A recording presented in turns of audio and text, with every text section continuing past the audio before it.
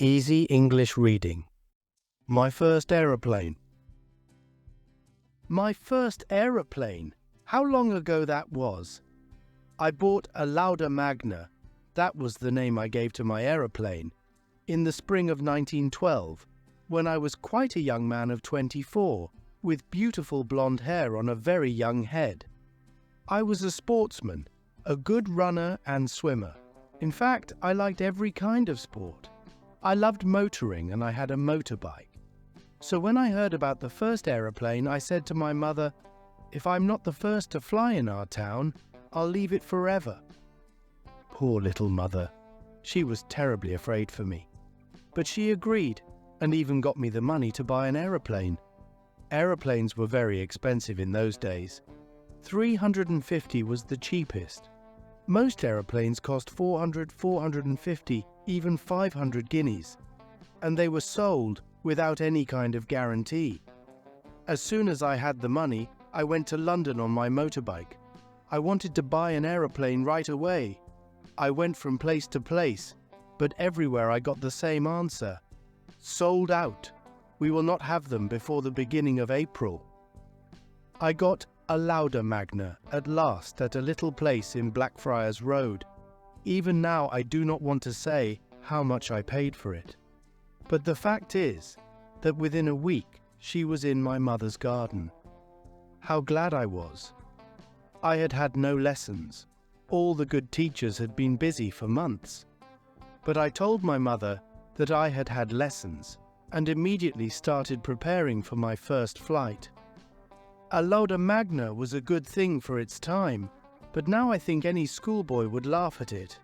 It was a monoplane, a Blériot, and it had a 7-cylinder, 40-horsepower engine. It made a terrible noise, like a machine gun in action. When I went for a walk in the town, everyone looked at me with interest. I was the hero of the day. Everyone talked about my plane. In those days, you have to understand, an aeroplane was a miracle. "Are you going to fly, Mr. Betts?" asked a little boy. "Like a bird," I say. "Don't fly till we get out of school," says another boy. "Young Mr. Betts is the first in our town again," said the old people. "We knew he would make it." I visited old Lupton, the gardener, and he thought it was a great honor. He showed me his flower garden and his new glass-roofed greenhouse. He advised me to go up as soon as possible, and he helped me to place the aeroplane in my mother's garden. Then I went to my friend Miss Flightman's. In the evening we went through illustrated magazines and compared the pictures in them with my machine. I decided to go up the very next day, and so I started in the morning. I had no great difficulty at first. A Lauda Magna went up very quickly, and in a moment she was moving towards our neighbor's house. I had just a second to look at my brave little mother, who was doing her best not to cry. She was sitting on the veranda, but then I had to give my full attention to the steering wheel. As I drove on, I saw a crowd of people running this way and that. At first, I could not understand why they were doing this, but then I realized what the old gardener had done. He had tied a rope to the end of each wing of the aeroplane and attached them to 2 iron posts. When a Lauda had gone up, these posts had also gone up and were now dancing behind me. They hit everyone and everything in their path. One poor old man was hit on the head. Then the poles broke 5 or 6 open windows, 2 or 3 roofs, and all the branches on the trees. But fortunately no one was killed. In a moment I was flying over the marketplace. The iron posts broke a shop window and killed a cow. But I kept going and soon I was over Lupton's greenhouse. I tried to control the machine but to no avail. I did not actually fall into Lupton's greenhouse. But many times the plane rose and then fell on the glass. And every time, smash, some glass was broken. But all things come to an end. And finally the aeroplane rose. It really rose and flew high into the air. I immediately forgot everything. Then, a Lauda Magna was really good for flying. Higher and higher. In a minute I was high above the marketplace. But what was that big crowd doing there? I tried to get higher and higher in a spiral, but all of a sudden I realized that the engine had stopped. I had no time to find a good place to land. I quickly passed the marketplace and landed on old Cheeseman's meadow.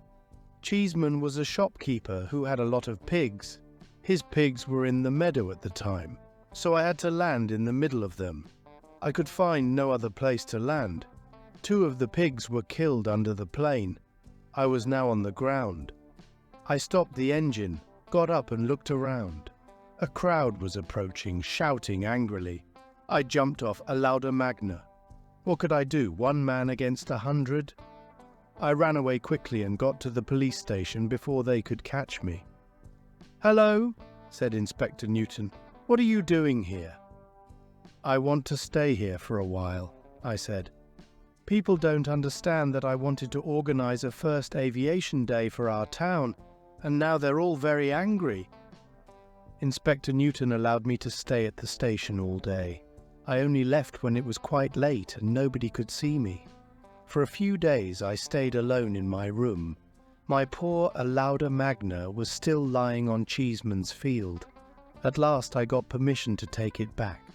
I went to the aeroplane with some workmen and a cart with 7 horses. I inspected the plane and was very glad to see that the engine was not broken. We put the plane on the cart. I took my seat in the plane and we started home. It was nearly 1 o'clock and all the children in the street were shouting when they saw us. All the shouting excited me.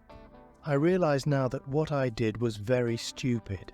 But then I thought the propeller would just turn a little, and that would be it. Whiz! In a moment, the machine was high in the air, and so began my second flight.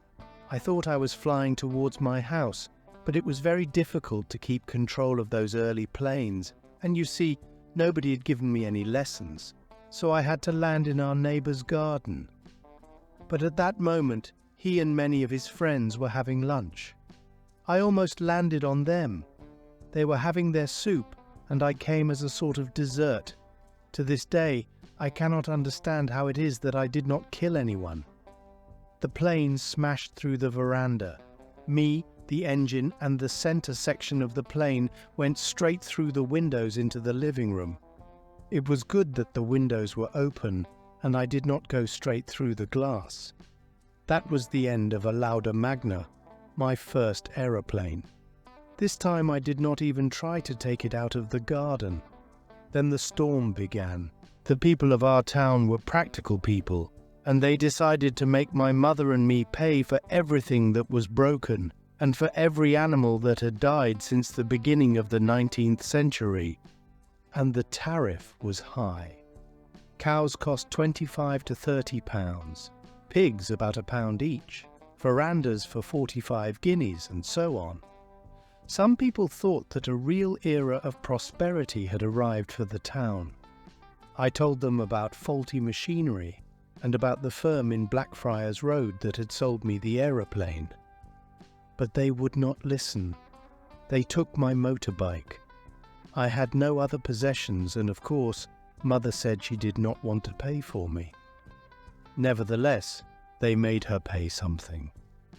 Of course, they did not get very much from my poor little mother. From start to finish, my aeroplane cost Mother about £200. But the scandal was so great that I could not stay in our town and went to Arosa in Switzerland. In a few weeks, Mother also came to Switzerland, and here we had a most wonderful adventure. But about that in the next story.